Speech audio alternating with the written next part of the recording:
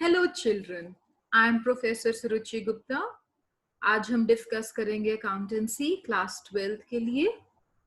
बच्चे, इससे पहले कि हम आगे बढ़ें, I just want to share something कि जितना डिफिकल्ट आप लोग ये मान के चलते हो अकाउंटेंसी है, बहुत वास्ट सिलेबस है, बोर्ड का पेपर है, इतना बॉदर करने की जरूरत नहीं है। Accountancy deals only with the concept clarity. अगर आपके पास कॉन्सेप्ट क्लैरिटी है तो बिलीव मी, अकाउंटेंसी से ज्यादा इजी और इससे ज्यादा इंटरेस्टिंग कोई और सब्जेक्ट आपकी कॉमर्स स्ट्रीम में नहीं है। पर हाँ, उसके लिए आपकी कॉन्शियस एफर्ट चाहिए। आपका बिल्कुल अच्छे से हौले हौले चैप्टर को समझना पड़ेगा, पूरा ध्यान देके काम चलेगा, ठीक है ना। तो अब इससे पहले कि मैं और कुछ कहूं, हम आगे बढ़ते हैं, चैप्टर को समझते हैं। बच्चे, I am starting with the accounting for partnership firms fundamentals, and again I would like to welcome you all for my chapter and my video. हम आगे बढ़ेंगे, लेट्स प्रोसीड अहेड।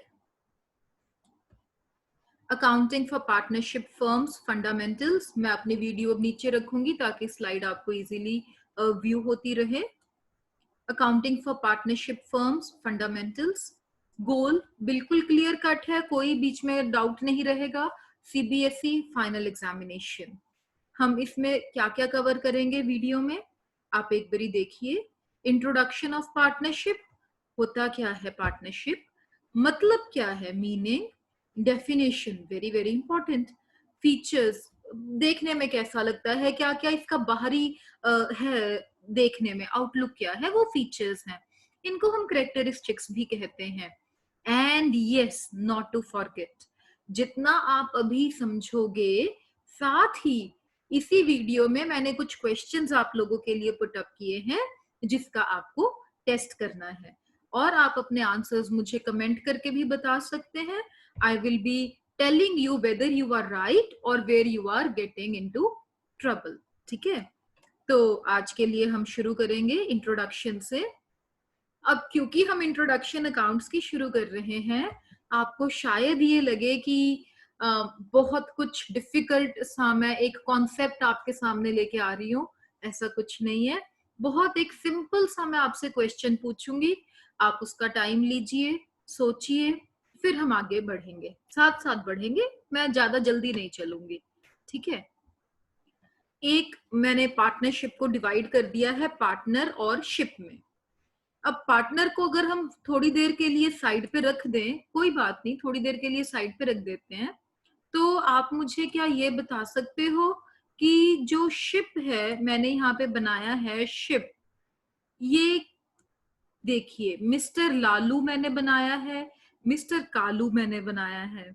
अब जो मिस्टर लालू है वो शिप पे चल रहा है, आराम से अपना काम कर रहा है, बट सडनली ही थिंक्स के मुझे जो है शायद इसकी जरूरत है, मुझे शायद इसकी जरूरत है। अगर लालू कालू को शिप में ले लेगा तो क्यों लेगा?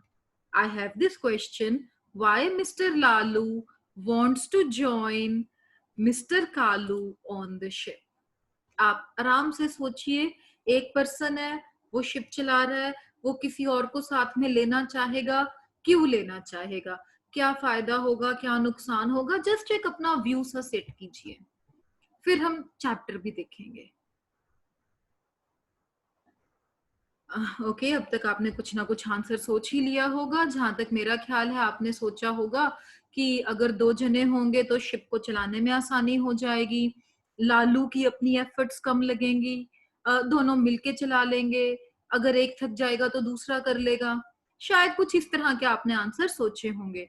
अगर कोई मुश्किल आएगी, पानी में कोई ट्रबल आएगा, तो दोनों हेल्प कर पाएंगे, है ना।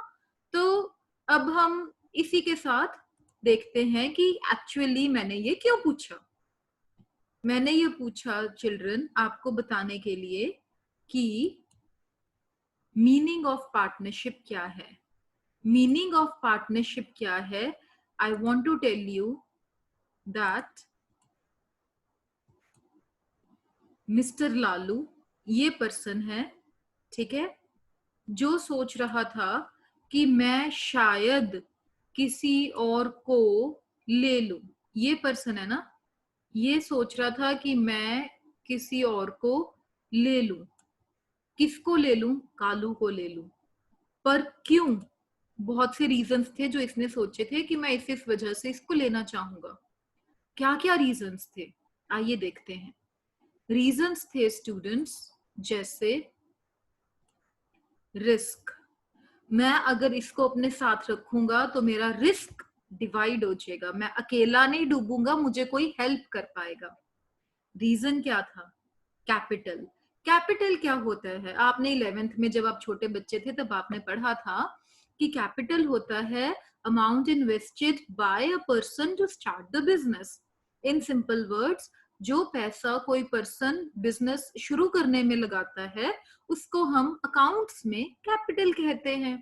तो शिप में तो इसका कोई लेना देना नहीं है, पर हाँ पार्टनरशिप में जब दो लोग मिल जाते हैं तो दोनों अपने अपने हिस्से का कुछ पैसा बिजनेस में लगाते हैं, उसको हम लोग कैपिटल के नाम से समझेंगे।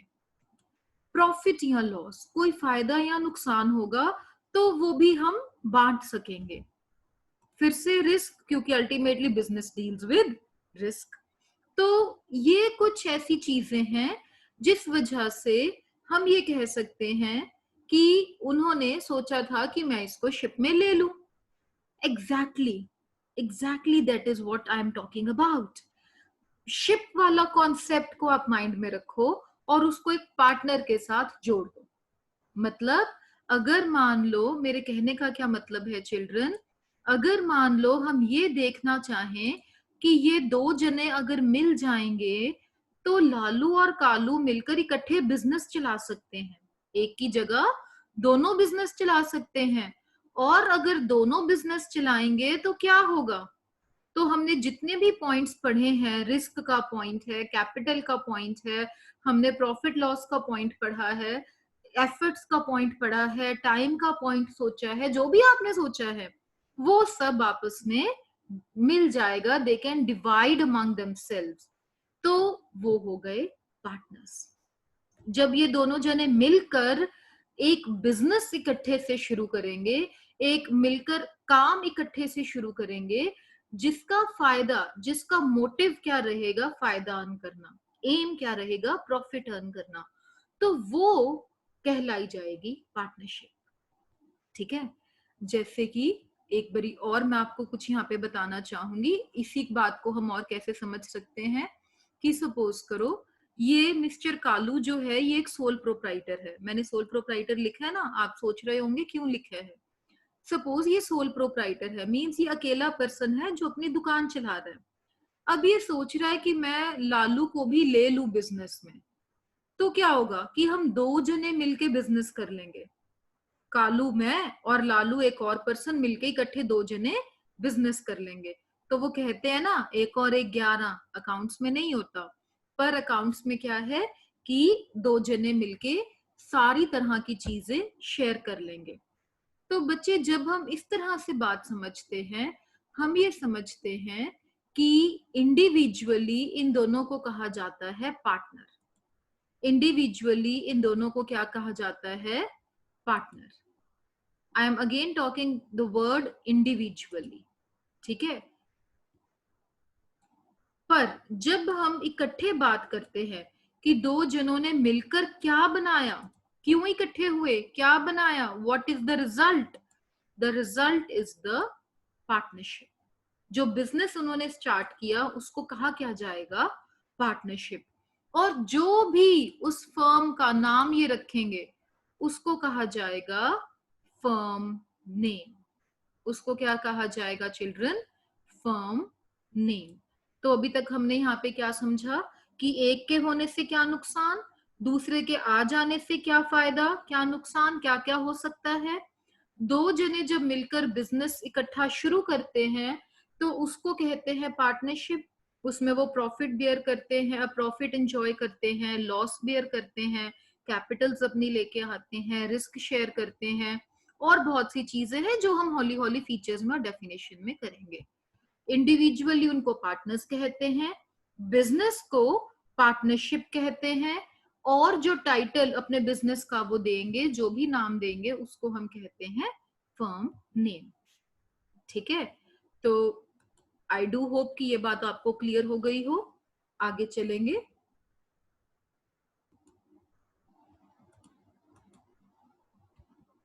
Definition of partnership. बच्चे, definition means each and every word should be as it is. आप इसमें कुछ भी चेंज नहीं कर सकते। सेक्शन आप तब लिखना पेपर में अगर आपको अच्छे से याद है, नहीं याद है तो गलत नहीं लिखना। डेफिनेशन में एक भी वर्ड इधर का उधर नहीं करना, नहीं तो गलत है।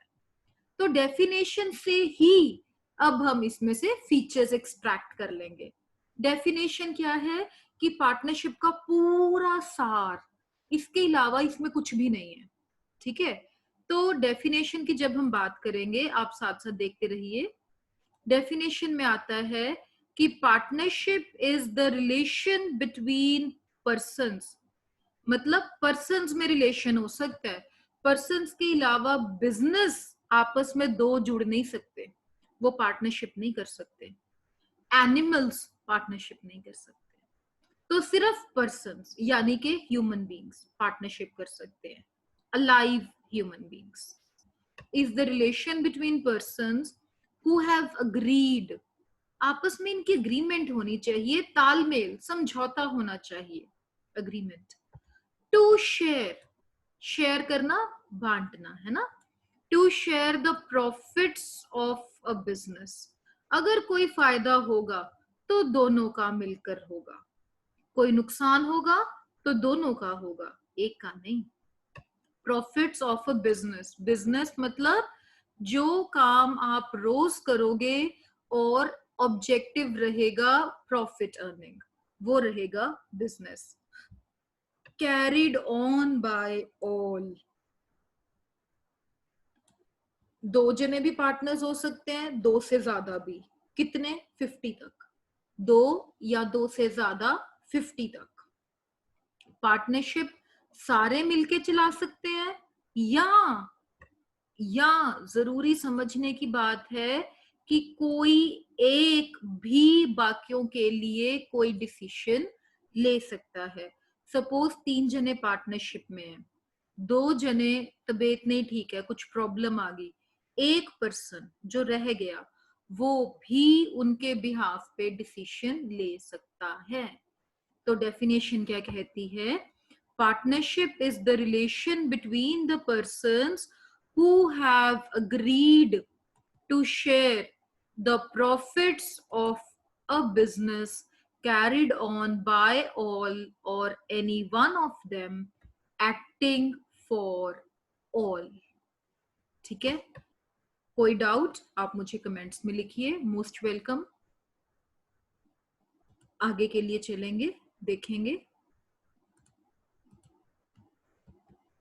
फीचर्स। मैंने आपको क्या बोला था कि हम डेफिनेशन में से फीचर्स एक्सट्रैक्ट करेंगे, फीचर बनाना शुरू करेंगे। रिलेशन बिटवीन पर्सन्स, फीचर बनाना शुरू करेंगे। First feature relation between persons, next feature agreement, next feature sharing of profits and losses, next feature of a business, next feature carried on by all or any one of them acting for all। तो ये अलग अलग आपके features बन गए, देखेंगे।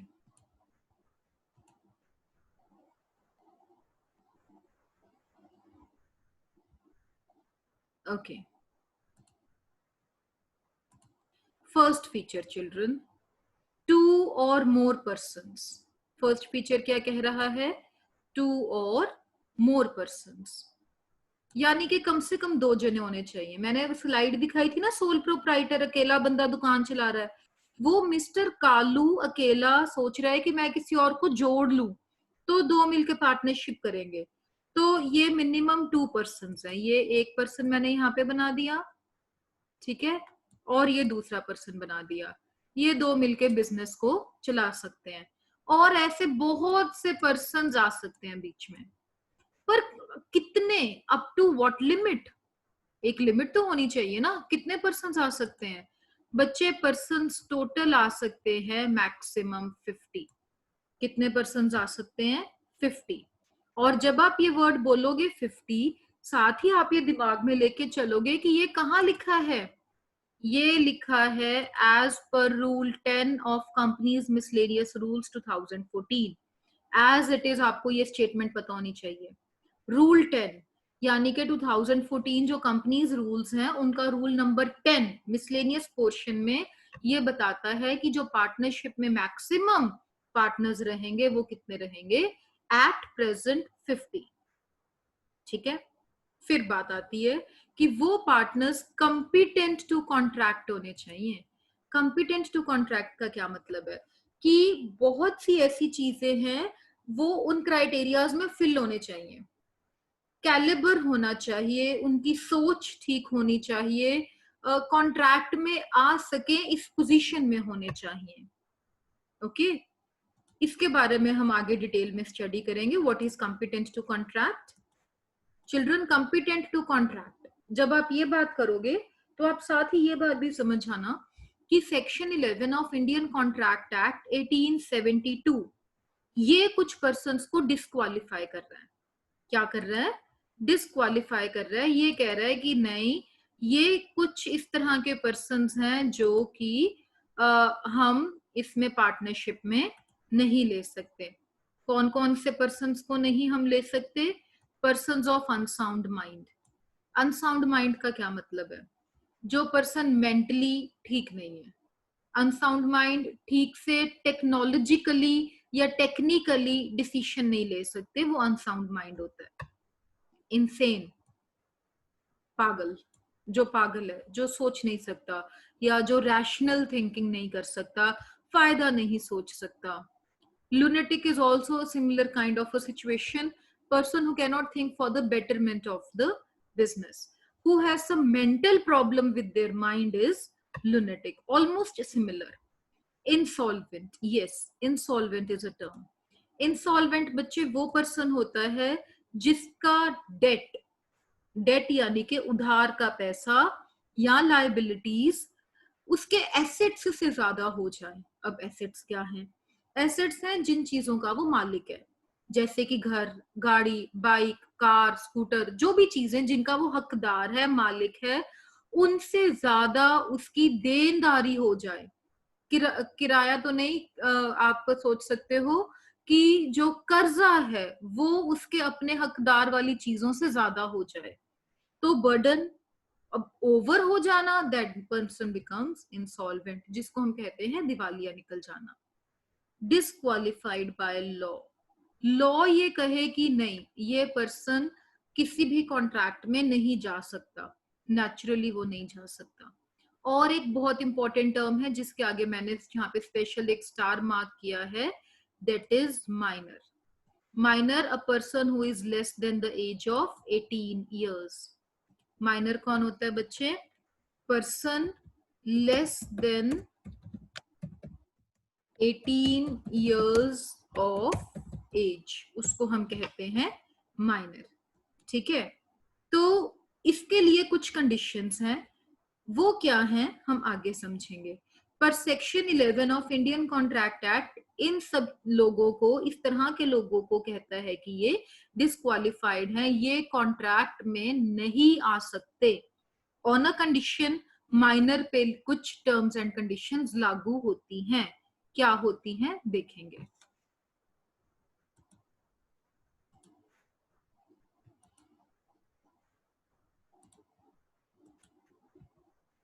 Minor as a partner, अगर हम माइनर को एज अ पार्टनर लेना चाहते हैं तो क्या क्या प्रॉब्लम आती है? प्रॉब्लम तो एज सच नहीं है, पर कुछ टर्म्स एंड कंडीशंस हैं जो ध्यान देनी है। Minor is admitted as per Indian partnership act 1932। वो कहते हैं कि जो हमारा पार्टनरशिप एक्ट है ना 1932, वो कहता है कि माइनर जी पार्टनर बन सकता है, पर क्या क्या होना चाहिए? बाकी पार्टनर्स का कंसेंट होना चाहिए, बाकी पार्टनर्स इस बात पे राजी हों कि हाँ भाई वो पार्टनर बन सकता है। राम और श्याम है, राम श्याम कह रहे हैं कि हमने मोहन को भी पार्टनर बनाना है। मोहन माइनर है, जब पता लगा कि वो माइनर है तो श्याम बीच में से मुकर गया कि नहीं जी नहीं बनाना। तो राम पार्टनर मोहन को नहीं बना सकता। अगर सारे पार्टनर्स की कंसेंट, सारे पार्टनर्स अग्री नहीं करते तो माइनर पार्टनर नहीं बन सकता। सारे अग्री करेंगे तो बन सकता है। प्रॉफिट्स एंड लॉसेस, अगर तो प्रॉफिट्स हो रहे हैं तो माइनर को हिस्सा मिलेगा प्रॉफिट्स में, जो भी उनका अग्रीमेंट का रेशियो रहेगा उसके हिसाब से। अगर लॉसेस हो रहे हैं, माइनर लॉसेस शेयर नहीं करता। ठीक है, अगर लॉसेस हो रहे हैं माइनर लॉसेस शेयर नहीं करता। एग्जिस्टिंग और न्यू पार्टनरशिप, वेरी इंपॉर्टेंट।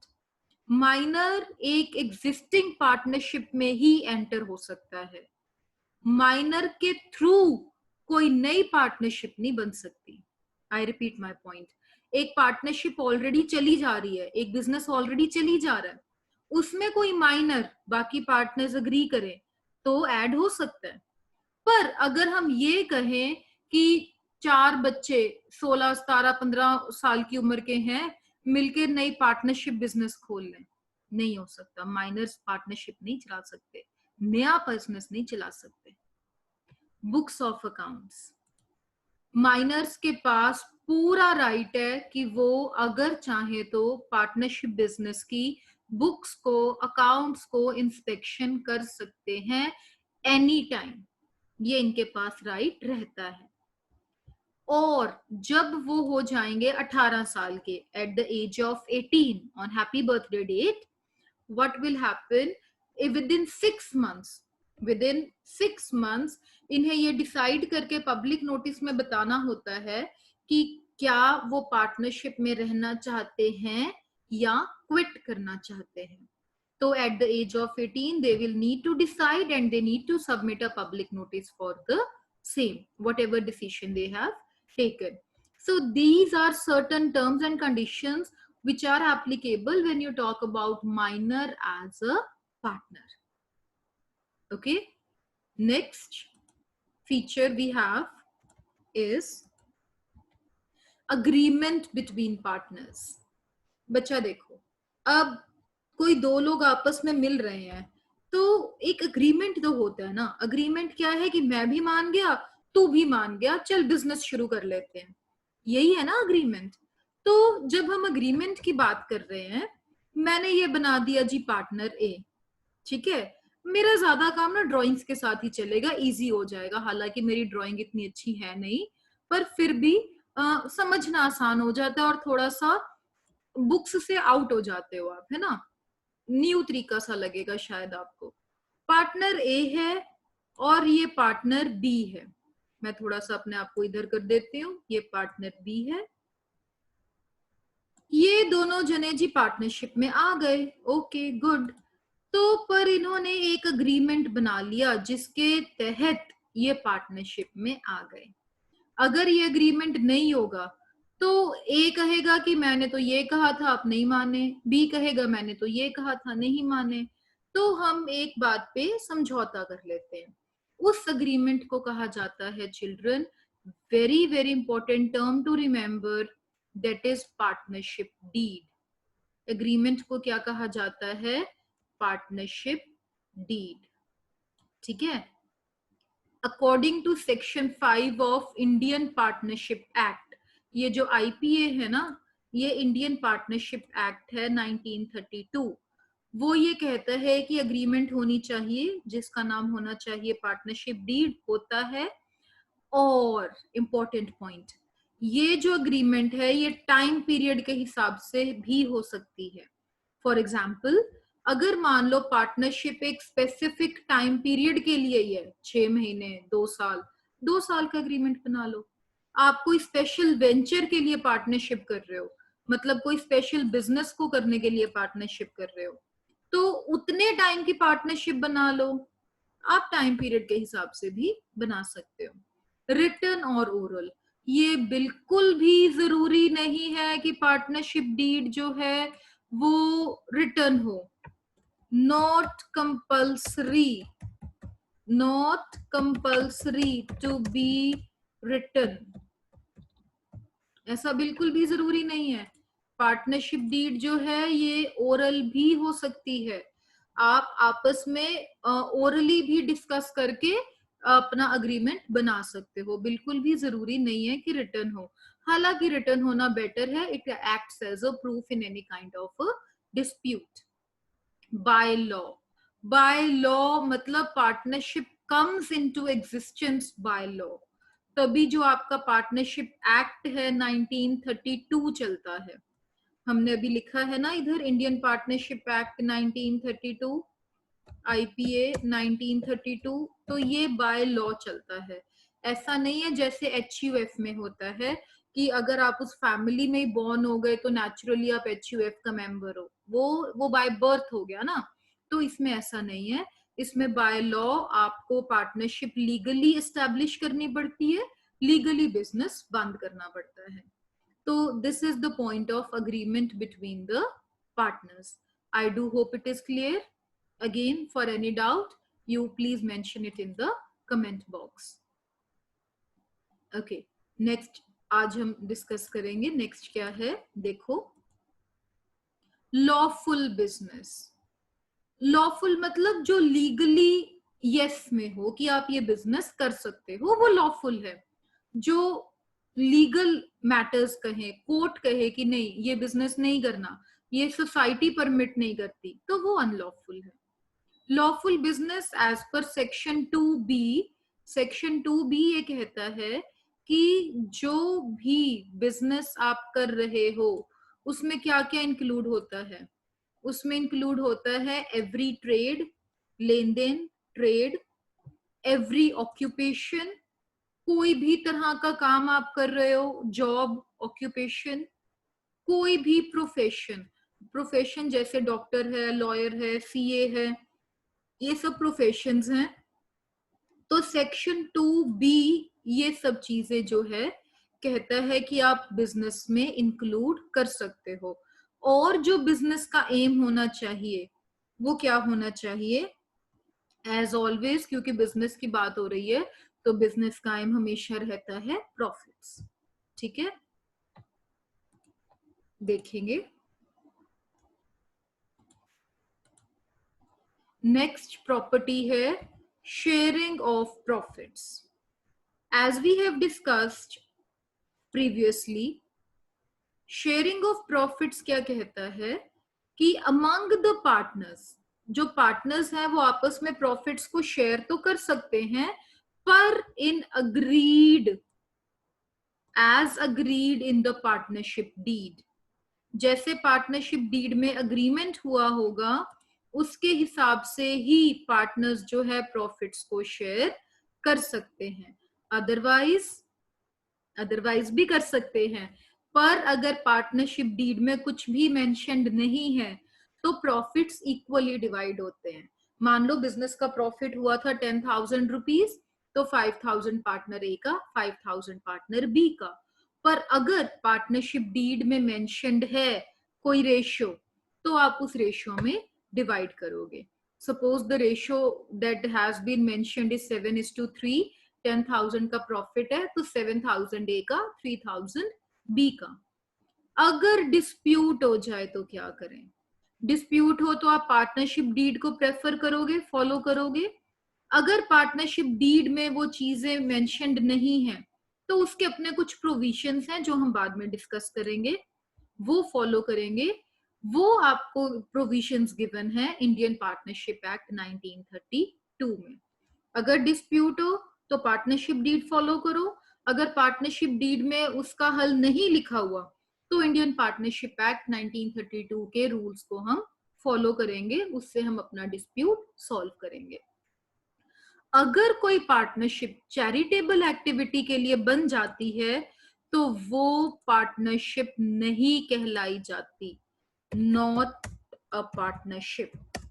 अगर कोई पार्टनरशिप चैरिटेबल करने के लिए, चैरिटी एक्टिविटी के लिए बनी है तो वो पार्टनरशिप नहीं कहलाई जाएगी, क्योंकि उसका बिजनेस का एम होता है प्रॉफिट अर्न करना। ध्यान रखना इस बात का। क्या प्रॉफिट्स हमेशा इक्वल होने चाहिए? अभी तो मैंने बताया must be equal. Must be equal का मतलब है प्रॉफिट्स की बात हो रही है। क्या प्रॉफिट्स या लॉसेस हमेशा इक्वल होने चाहिए? नहीं। क्या ये जरूरी है? नहीं। अगर पार्टनरशिप डीड में मेंशन्ड है तो वो वाली रेशियो को टेकअप करोगे, नहीं तो इक्वल होंगे, जैसे कि मैं डिस्कस कर चुकी हूँ। पर ये जो मस्ट है कि हमेशा इक्वल हो, ऐसा नहीं है। It is absolutely not necessary. ऐसा बिल्कुल भी नहीं है, एब्सोल्युटली नॉट नेसेसरी। ठीक है, आई डू होप यहां तक आपको अच्छे से समझ आया होगा। आगे की जो प्रॉपर्टीज हैं हम नेक्स्ट जब लेक्चर मैं वीडियो अपलोड करूंगी उसमें फर्दर आगे की प्रॉपर्टीज रहेंगी, पार्ट 2 रहेगा। और उसी के साथ जो मैंने meaning, definition, features 1 to 8 features हैं स्टूडेंट्स, जो मैंने इन फीचर्स के साथ आपको समझाया है उसी का टेस्ट भी मेरी नेक्स्ट वीडियो यानी कि पार्ट 2 में आपको देखने को मिलेगा। आप अच्छे से गो थ्रू करो। कोई डाउट आ रहा है आप मुझे मैसेज करो, यहाँ पे कमेंट कर सकते हो, and I will go through it and I'll let you know whatever best possible way I can help you out. आज के लिए बस इतना ही। आई डू होप कि आपको समझ आया हो जो मैंने समझाने की कोशिश की है आपको पार्टनरशिप के लिए। और अगर आपको समझ आया है, आपको लग रहा है कि आपके डाउट्स क्लियर हुए हैं, तो आप please, again it's humble request from my side, मेरा चैनल है लेक्चरर सुरुचि गुप्ता के नाम से, आप इसे सब्सक्राइब करें, बेल आइकन को प्रेस करें और वहां पे ऑल नोटिफिकेशंस को भी प्रेस करें ताकि मेरी हर न्यू वीडियो आपको इमीडिएटली पता लग जाए नोटिफिकेशंस में। और आगे से आगे आप इसे पब्लिसाइज कर सकते हैं, बाकियों को भी समझा सकते हैं। एजुकेशन है, जितना ज्यादा हम देंगे उतना ज्यादा सभी का फायदा होगा। तो आप प्लीज इसको ऐसे आगे फॉरवर्ड कर सकते हैं। That's all from my side. Thank you so much, children, for understanding and for cooperating. Thank you so much.